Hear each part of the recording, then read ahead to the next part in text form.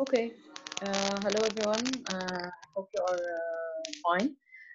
Today, we are going to continue our lecture. Last time, we were talking about the qualitative methods, and we talked about the focus group, and then we talked about the interview, and finally, we ended our lecture last time by talking about the projective techniques, the different techniques, and how to use it, and what's the advantage and the disadvantage. Today we are going to begin by the quantitative method.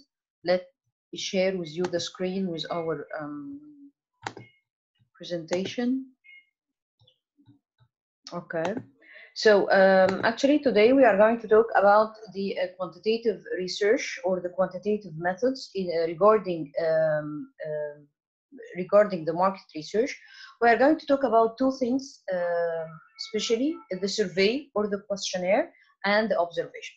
Let's first make some kind of distinction or comparison between what's the difference between survey and observation. First of all, survey, it's an information obtained by questioning the respondent. Meanings what? That the survey, it's about having a questionnaire. I give it to my respondent, to my target audience, to my sample, and I ask them to fill up this survey, and I'm going to get the information through this way. The second tool, it's called observation. Observation, it's also a quantitative tool, but in this regard, information are obtained by observing behavior or phenomena. Like, for example, if I want to say, I want to know what's the opinion of my target audience regarding media service provider. Like some of students have just sent me an email asking me about the media service provider. So I'm going to ask them through a questionnaire. So they are going to tell me the information I need. Another group who were the mapping of the food industry, part of their research was about going on ground in the supermarkets in order to observe how the customers behave inside the supermarkets, what kind of brands they take it in different fields. So this is called observation. So we have two ways in obtaining information regarding the quantitative methods. One, it's a survey. It's the information obtained through asking the respondent through a questionnaire. The other one, it's about observation. It's about viewing or observing the behavior or a phenomena and give information regarding this phenomena or this behavior. Let's first talk about the survey.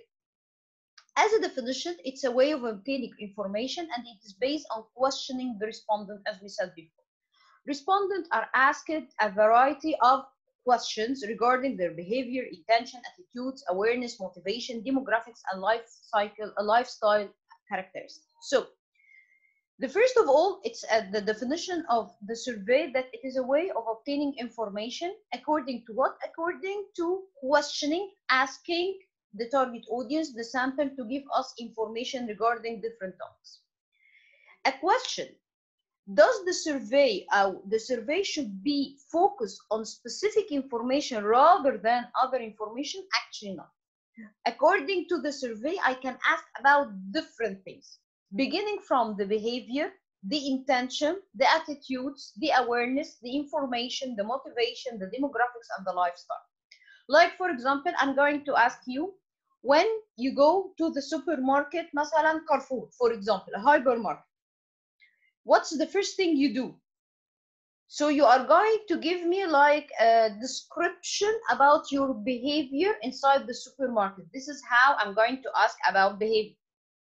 About intention, I can ask you about, do you intend to buy this product? Like after you view the ad of the new iPhone, are you intending, do you plan to buy this new product? This is how I'm going to ask about the intention. The same goes for the attitude and the awareness, motivation, and demographics. So we can ask about different things related to our target audience via the survey. The second thing, this question may be asked verbally or via computer, and the responses may be obtained in any of these forms. Meanings what? Does the survey need to be done only verbally? Actually, no. I can talk face to face with my target audiences and ask them the question, like most of you do whenever you are collecting information regarding any project of your subjects. So you are going to ask them face to face. This is one of the methods of conducting a survey. Another one, you can use the phone. I can make a phone call between me and another one, and I can ask him the same questions. Another way, and it's a new way, via the internet. Now we can conduct a survey online and ask our customers or our target audience to fill up this information online.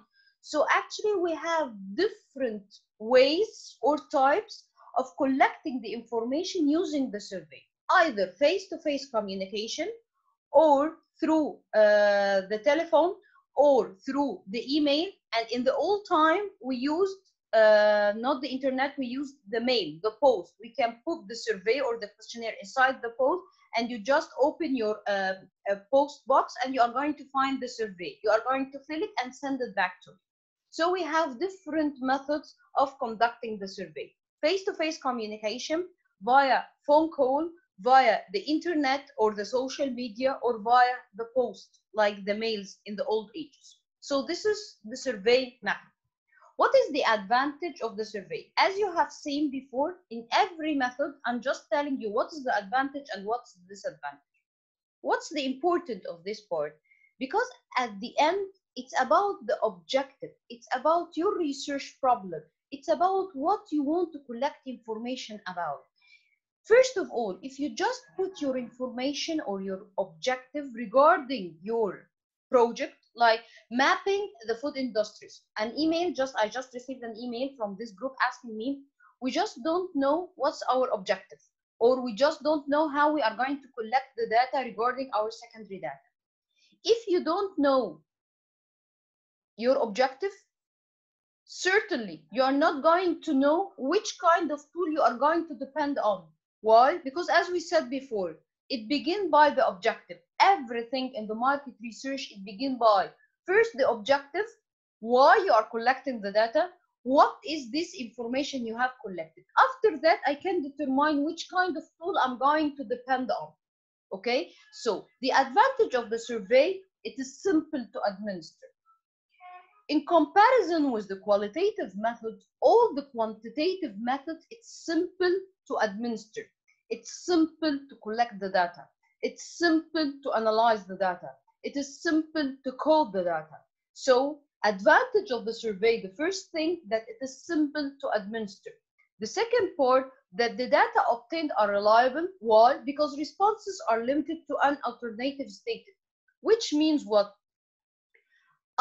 As a researcher, I'm going to give you a question. Under this question, you have different alternatives, different options. So you have to choose one of them. So on the side, this data I have obtained, it's reliable. Why it is reliable? Because me as a researcher, I am the one who is putting the available alternatives in front of the respondent, not vice versa. Not vice versa meanings what? In the qualitative method, we used to ask the consumers or the target audience, and I am waiting for their answers. But here in the quantitative, it's the opposite way. I'm giving you the question and I'm giving you different alternatives in order to choose one of them. So the data obtained through the survey are reliable because the responses are limited to an alternative, which means what?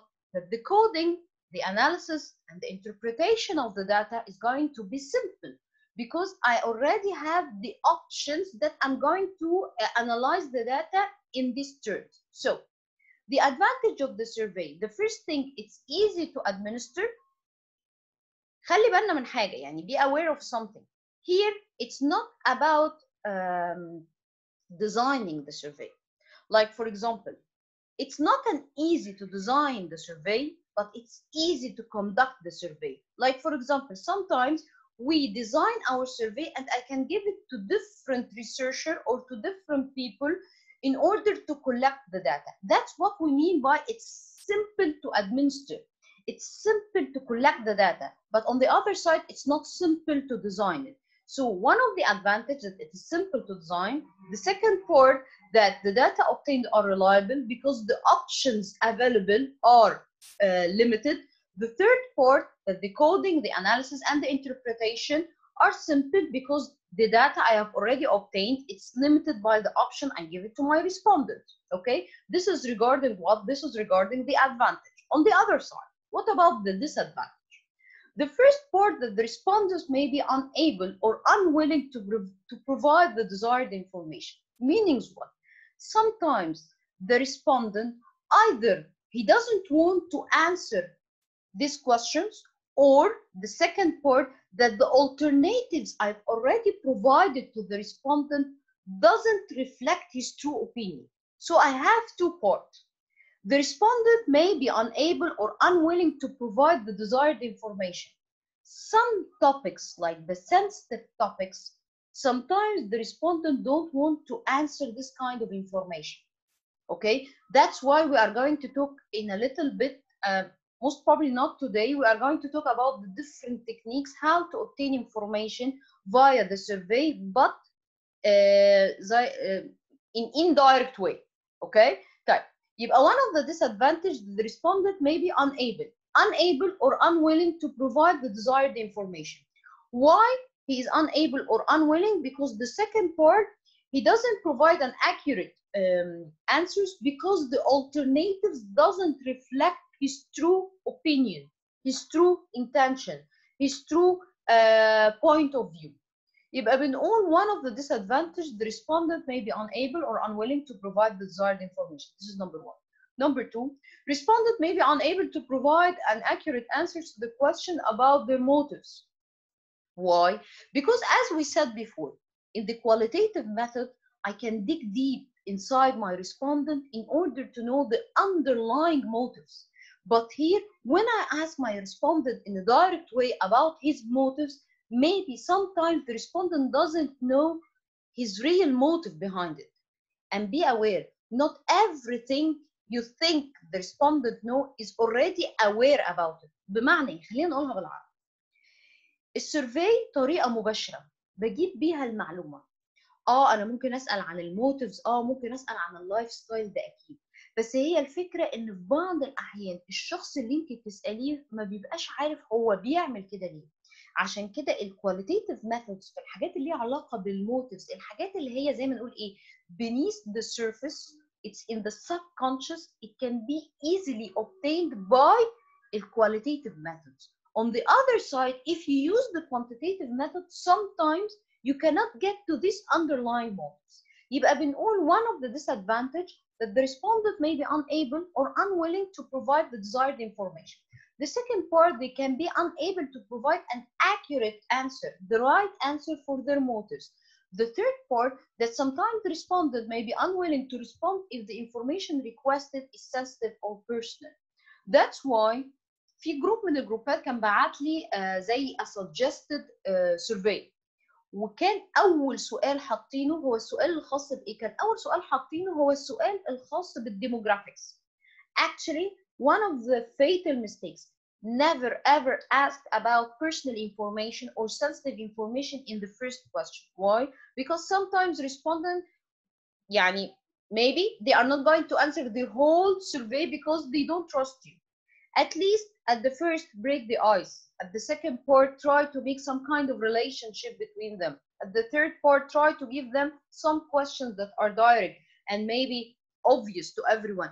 After that, begin to ask them in indirect way about sensitive or personal matters. If they get to the last part of the personal or the sensitive matters and they didn't answer it, at least you have got like 80%, 90% of the survey already filled. يبقى معنى تاني ايه؟ في بعض الاحيان respondents لما بتيجي تساليهم على الاسئله اللي ليها علاقه بمواضيع حساسه او مواضيع شخصيه ما بيحبوش يجاوبوا عليها. فدايما بنقول عمرك ما تبتدي بسؤال له علاقه بالابعاد الشخصيه، ابتدي دايما بسؤال to break the ice about general information, about something that's obvious to everyone. بعد ما تعمل a kind of trust, a kind of relationship between you and your target audience, begin to ask them in indirect way about some of the personal or the sensitive. You have two options in this part. Either they are going not to complete the question or they are going to complete. If they didn't complete it, you got it. What you mean by you got it? 70% or 80% of your survey have been already filled. Just the last two questions was not answered. and this is considered a success. Or it can be answered, which is considered a complete success. Okay, this is what I mean by the disadvantage of the survey. طيب, the survey design process يعني زي ما نقول ايه، زي ما اتعودنا كل مره باجي اقول لكم الخطوات بشكل عام، وبعد كده بنبتدي نسال بنبتدي بقى نفسر نقطه نقطه. البروسيس بتبتدي ازاي؟ First, what kind of information is needed? What kind of information is needed is related to what? It is related to your objective. ما احنا قلنا ايه؟ At first you collect the secondary data. Then according to the secondary data you are going to find some kind of a gap, something that is not updated, which means that you are going to complete this gap, or you are going to bridge this gap through what?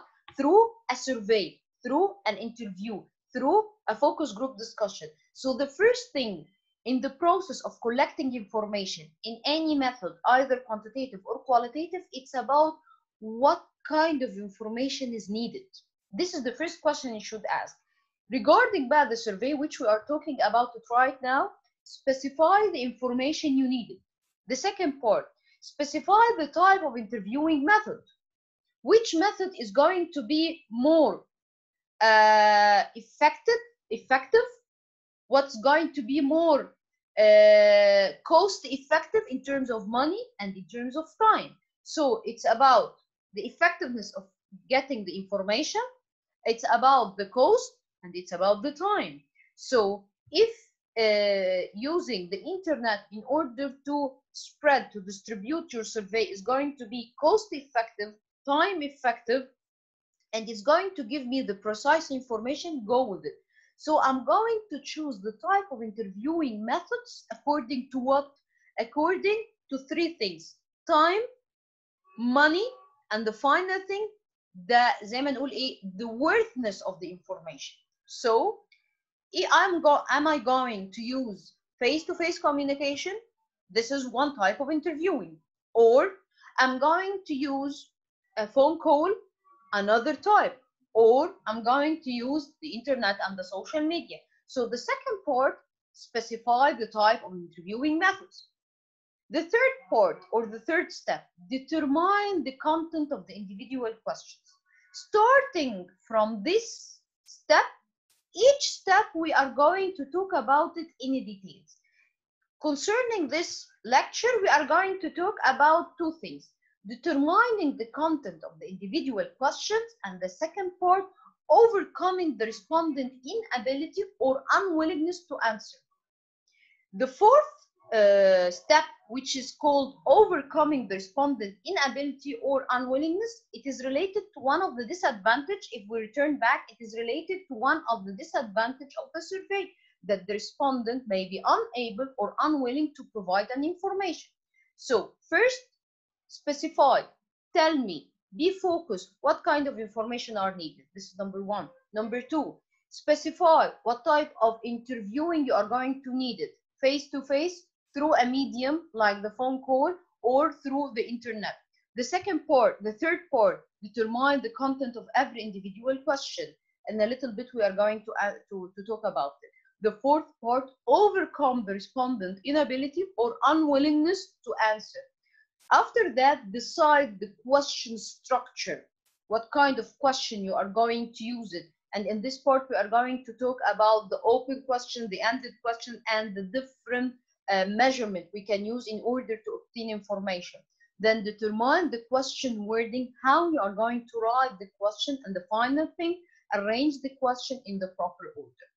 We have already talked about the first part, which is the information needed, because it is related to the objective of collecting the information. The second part, it's about the type of the interviewing method. As I told you before, we have different types of interviewing, either through face-to-face communication, or through phone call, or through the internet. How I'm going to determine which one I'm going to depend on, it's according to the time, it's according to the money, and it's according to the worthiness of the information or the effectiveness of the information. Let's talk about the third part, which is determining the content of individual questions. What we mean by that? At first, you are going to write a huge number of questions. then you are going to determine, first part, is this question necessary? Meanings what? Every question in the questionnaire should contribute to the information needed or serve some specific purpose. In certain situations, questions may be asked that are not directly related to the information but serve some purposes. Sometimes filtered questions are asked to disguise the purpose or sponsorship. Meanings what? After we write like a huge number of questions, you have to tell, you have to decide, is this question necessary? Is it going to give me the information I needed? It's not about the number of questions. That's why some surveys, when you are trying to fill it, you are just saying, oh my God, I have answered these questions before. في بعض الأحيان لما بنيجي ناخد سيرفيز بنلاقي أسئلة معينة فتحس إن الأسئلة دي متكررة أكتر من 3-4 مرات لدرجة إن أنت تزهقي، أو تلاقي الاستمارة طويلة جدا لدرجة إن أنت تزهقي وما تكمليهاش، وياما كلنا وقفنا في المرحلة دي. فبنقول in this stage you should determine, is the question necessary? Is it going to give me an information? Is it related to the purpose of the market, of the research? Is it related to my objective? This is the question you should ask. But put in your mind some aspects. First of all, sometimes I can ask about the same thing in a different way. يعني ايه؟ يعني في بعض الأحيان احنا بنحاول نسأل على السؤال بأكتر من طريقة. This is not considered a repetition. ليه؟ لأن زي ما بنقول regarding the sensitive materials or the personal materials, if I ask my target audience in a direct way, they are not going to answer me in a direct way. That's why I have to disguise myself. I have to write my question in a different way in order to get the information I need. يبقى في بعض الأحيان بنستخدم أكتر من سؤال لنفس النقطة. ليه؟ لأنها بتبقى مسائل حساسة أو مسائل شخصية. لو جيت سألت الشخص بطريقة مباشرة حواليها most probably هو ممكن ما يردش عليا. أوكي؟ فبعمل إيه؟ بسأله بطريقة مباشرة كأني يعني إيه بتنكر. ما بقولوش الهدف الحقيقي بتاع السؤال عشان أعرف هو هيجاوب عليا إزاي. الحاجة التانية it's about filter questions. Sometimes filter questions. What we mean by filter questions? Sometimes in order to know, is my respondent really focused? Is my respondent really يعني reading every question, or he is just filling every answer without reading the questions? This is why we need the filter questions. Sometimes we can ask about the same thing in two different ways. ليه؟ بيبقى بنسميها أسئلة فلترة. يعني ايه كلمة سؤال فلترة؟ سؤال الفلترة بيبقى الهدف منه أساسا إيه؟ الهدف منه إن أنا أتأكد إن الريسبوندنت بتاعي مركز. ان الريسبوند بتاعي بيقرا الاسئله، مش مجرد بيعلم sometimes او نيوترال عشان اتاكد ان هو مركز. لان لو مش مركز هتلاقوا ان في بعض الاحيان بيجاوب على سؤال بطريقه، السؤال اللي بعديه بيجاوبه بطريقه مختلفه تماما، بالرغم ان السؤالين متعارضين مع بعض. اول ما بنلاقي طريقه الاجابات دي بنبقى عارفين الريسبوندنت ده we cannot trust this information, we cannot trust him because he is not concentrating on answering these questions. Okay? يبقى أول حاجة في determining the content of the individual questions, it's about, is this question necessary or not? The second part, are several questions needed instead of one? هي دي related للكلمة اللي احنا كنا لسه بنقولها. Once we are sure that the question is necessary, خلاص احنا اتأكدنا ان ال question necessary, we must make sure that it is sufficient to get us the desired information. And sometimes several questions are needed to obtain the required information. This is actually a repetition to what I was just saying in a minute. يعني قبل كده بنقول ايه؟ خلاص تأكدنا ان السؤال مهم. طيب هل اسأل بأكتر من سؤال ولا اسأل بسؤال واحد؟ هنا بنقول once we are sure that the question is necessary and it's needed, sometimes we can use several questions in order to obtain different information or different parts or different perspective regarding the same information. Okay? The third part, it's about what? Overcoming the respondent inability or unwillingness. يبقى نرجع تاني عشان ما تتلخبطوش. الsurvey design process, it go through different steps. First, specify, decide what's your objective, why you are collecting the information. The second part, specify the type of the interviewing method. The third part, determine the content of the individual questions. In this part, you have two questions to answer. Is this question necessary? Do I need one question or different one? The fourth part, it's about overcoming the respondent inability or unwillingness. Okay. ال overcoming بتبقى ليها عبارة بإيه؟ واحد, is the respondent informed? Meaning what? Respondents are often asked about topics on which they are not informed. هنا بنتكلم هو inability ولا unwillingness. Inability means what? He doesn't know anything about the information I'm already asking him. يعني مثلا اجي الطلبة مثلا في كليه اعلام واسالهم على حاجه ليها علاقه بالفيزيكس. طب ما الريسبوندنت مش بيجاوب، مش عشان هو مش عايز، عشان هو مش عارف. يبقى اول سؤال لازم اساله له هو الريسبوندنت بتاعي، التارجت اودينس بتاعي اساسا does he know any information regarding this matter or not? Okay, this is the first part. The second part, effort required at the respondent. Most respondents are unwilling to devote a lot of effort to provide information. Hence, researchers should minimize the effort required of the respondent by providing the response options. دي related لإيه؟ للquestion structure. بمعنى إحنا as a respondent, if you are asking us, we are not willing to give a lot of time or a lot of effort in answering your question. That's why it's much more better if your questions, it's about a question and choose the answer. It's about a question and alternatives. But the respondents hate the open questions. What we mean by the open question, like, what do you think about kaza? And I'm just going to give him a space in order to write. So sometimes the unwillingness of the respondent is related to how the survey is structured itself.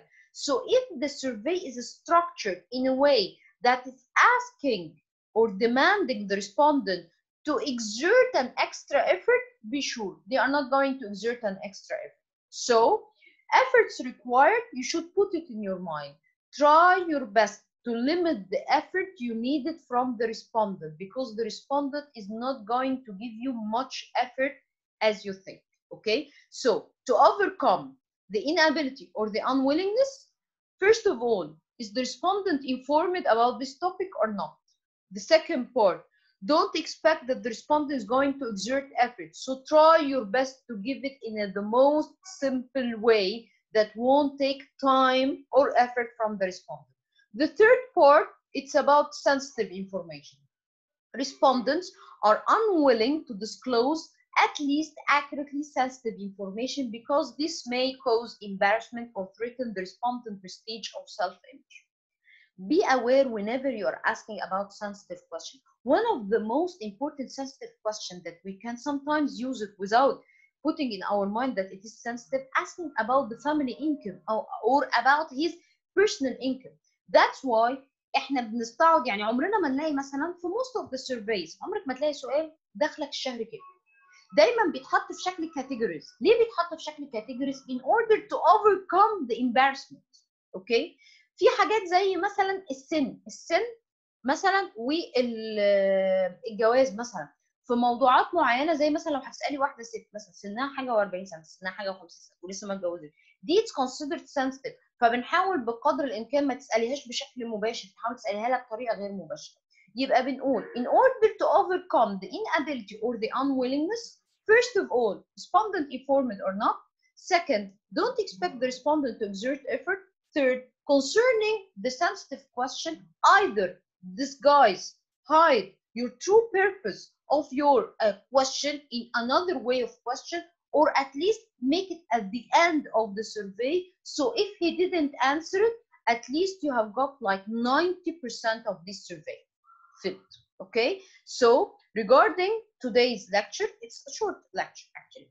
We talked about the quantitative method. We make a comparison between the survey and the observation. Then we talked about the definition of the survey. We talked about the advantage of the survey, the disadvantage of the survey. Then we talked about the design, the process of the design of the survey, the different steps. We talked about the first two steps. The second two steps, actually, we talked about it in a little bit of details. It's regarding the content of the individual question. Then we talked about the overcoming the respondent's inability or unwillingness. Next lecture, we are going to talk about the desensitizing techniques. What we mean by the desensitizing techniques, it's about the techniques I'm going to use it in order to collect or to obtain information regarding sensitive types. Okay. up till now يبقى كده احنا خلصنا الليكتشر بتاعت النهارده. Actually I have like a suggestion for you and it's up to you. يعني we can make like some kind of poll. It's just an idea just come to my mind وانا بتكلم معاك. We can talk next time about some cases. It's not about the exam. It's about like making the best of our time. So if you like, we can next lecture not talk specifically about like the material. We can take like 1 week off, but it's not going to be an off. We are going to I'm going actually to just prepare something for you. It's regarding a case or different cases, how to evaluate it, cases from international agencies in the marketing research. We can talk about the different departments if any of one or if any of you is interested in tackling this part. So next lecture we can stop giving the material and we just depend on talking about cases as a way of change يعني. or we can complete زي الروتين بتاعنا ما هو شغال. It's your choice. Just يعني زي ما نقول ايه notify دكتور سارة via the Facebook group and tell me يعني what you like. Okay. Final thing يا جماعة لو سمحتوا, I've already wrote my email in the presentation and inside البرزنتيشن اللي كانت خاصة بالبروجكت بتاعنا. فكل مرة أفاجأ بدكتور سارة بتبلغني بتقولي الطلبة بيتكلموا بيقولوا إن هما بعتوا لك ميل وأنت ما ردتيش عليه. أنا up till now every mail I received through my hotmail I've already answered this email. وحتى الناس اللي اتأخرت عليهم on spot رديت عليهم وقلت لهم يا جماعة أنا مش هعرف يعني إيه أرد دلوقتي حالا. فده اللي أنا بطلبه من حضراتكم. أنا I've give you my email. It's Emma EMA_5000 5 جنبيها 3 أصفار @hotmail.com. At any time, if you have some question, misunderstanding, something related to your project, or a question regarding the lecture that you don't understand it, or it's not clear enough, kindly send me via this email. Just take it, copy and paste from the slides and put it in your mail and send it to me. Okay? I hope this lecture was simple, to the point, direct, and I'm waiting for your response regarding our plan for next week. See you إن شاء الله بإذن الله and wish you the best of luck.